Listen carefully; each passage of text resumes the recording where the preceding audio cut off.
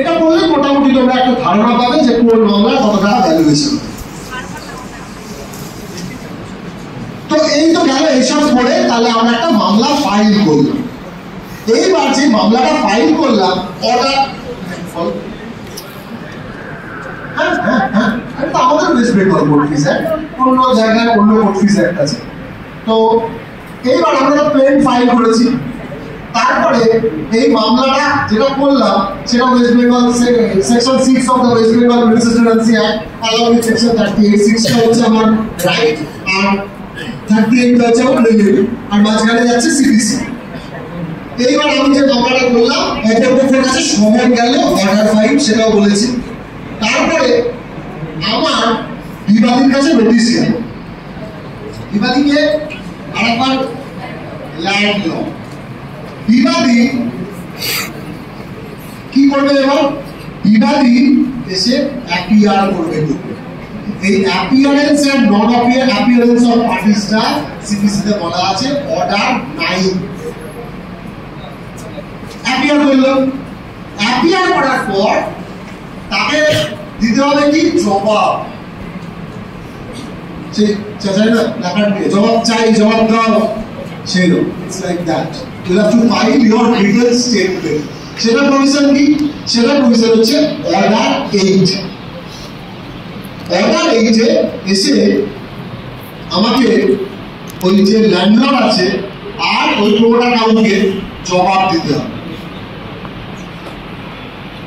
আচ্ছা বলছি, যখন একবার একটা ছোট্ট জিনিস বলে নিই, সেটা হচ্ছে মূল বিবাদী আর প্রোফর্মা বিবাদীর মধ্যে কি তফাৎ? মূল বিবাদীর বিরুদ্ধে আমি ইনজাংশনটা চাইছি, প্রোফর্মা বিবাদীর বিরুদ্ধে আমরা রিলিফ আমি চাইছি। এইটাই হচ্ছে তো, প্রোফর্মা ডিফেন্ডেন্টকে মামলায় রেখেছি, তার বিরুদ্ধে কোনো রিলিফ আমি চাই। কারণ ও তো কত মালিক নয়, ও তো চমকাতে আসছিল, শুধু ওকে আমি চমকানোর জন্য কাউন্টার চমক দেওয়ার জন্য ওকে আমি পার্টি করেছি। এইবার অর্ডার এইটা আমাকে জবাব দিতে গেলে এবার কি দেখতে হবে? এবার ধরো আমি ধরে নিলাম বাদী পক্ষের উকিল বাবু মানে ছিল এই দিকের রুল, এই দুটো রুল, আর এবার তোমাদের কাছে মক্কেল এসছে, তোমাদের কাছে এসছে ল্যান্ডলর্ড এসছে, আর ভাবছে বারবার ওকে যে আমি শুধু ল্যান্ডলর্ড করতে বলছি, ল্যান্ডলর্ড এসছে আর প্রমোটার কাকু এসছে। একদম বাজে ভাবে এটাকে নিয়ে অনেক বলা যায়, এটা নিয়ে 77 তোমাকে এই একা মালিক কিনা বুঝতে পারলে কি করতে হবে? এই ল্যান্ডলর্ড পুরো সম্পত্তির মালিক কিনা কি দিকে বুঝতে পারবে? দলিল থেকে না, কি দিকে বুঝতে পারবে? পর্চা। এইবার আমরা একটা রেকর্ড দেখি, পর্চা। আচ্ছা প্রথমে এর পর্চা দেখি, এই যে এর পর্চা, এর পর্চা। এখানে দেখো এই যে ফটোগ্রাফের পাশে যে নামগুলো লেখা রয়েছে, এরা কারা? না এরা কারা? এরা রায়ত। রায়তের ডেফিনিশনটা কোথায় আছে? Section 4 West Bengal land reforms act. আবার সেখানে বলে দিয়েছে রায়ত তুমি, মানে তুমি মালিক নও, তুমি ওপরটার মালিক। তোমার নিচে যদি পেট্রোল পাম্প পাওয়া যায়, তোমার জায়গাটা যদি ন্যাশনাল হাইওয়ের জন্য দরকার হয়, তাহলে তোমার কিন্তু কপালে কষ্ট আছে। You have to leave once forever. তাহলে এরা হচ্ছে রায়ত। তাহলে যদি একা রায়ত হয় তার কিন্তু এই চৌধুরী করে দেওয়ার এখতিয়ার আছে, আর যদি না থাকে তাহলে নেই। এই রেকর্ডটা সেম হয়েছে ল্যান্ড রিফর্মস অ্যাক্টে। আর এর আগে একটা রেকর্ড দেখবো আমরা, সেটা হচ্ছে আরএস রেকর্ড। এই রেকর্ডটা ফ্রেম করেছিল estate acquisition act. Estate acquisition অ্যাক্টটা কি ছোট্ট করে বলে দিয়েছে, সেটা হচ্ছে আগে ছিল জমিদারি প্রথা। ইন্টারমিডিয়ারি মানে মধ্যস্থতা কি করছিস সরকার বা ইংরেজ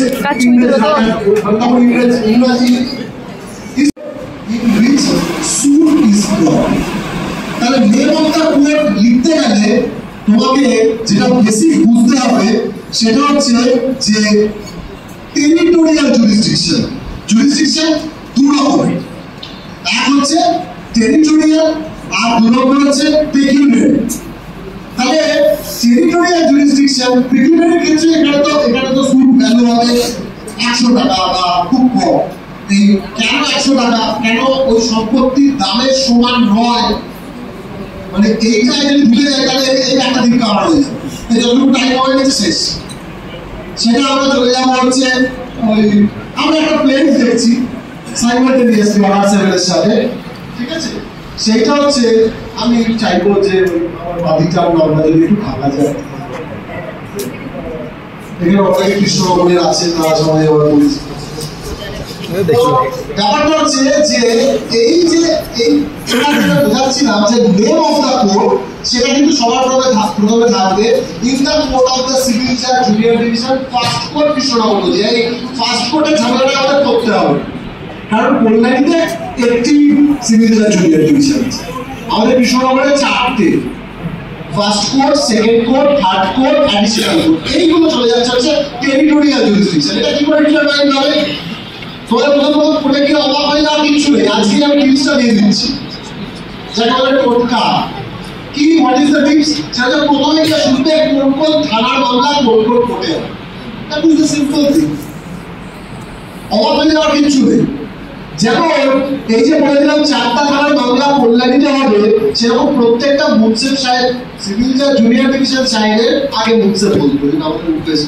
I personally belong to Munsif Court Bar Association, এই মুন্সিফ কথাটা বেরিয়ে যায়।